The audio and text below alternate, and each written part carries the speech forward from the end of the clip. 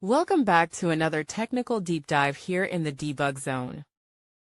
Today we're tackling a big question and breaking it down with insights from other users. Hopefully this clears up some misconceptions and helps you get the answer you need. So buckle up, stay a little curious, and let's jump right in.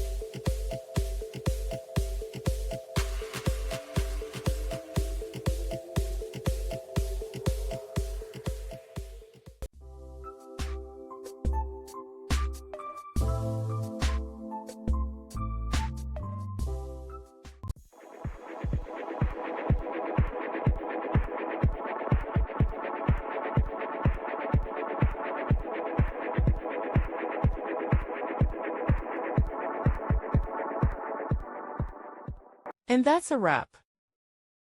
I hope you found the answer you were looking for.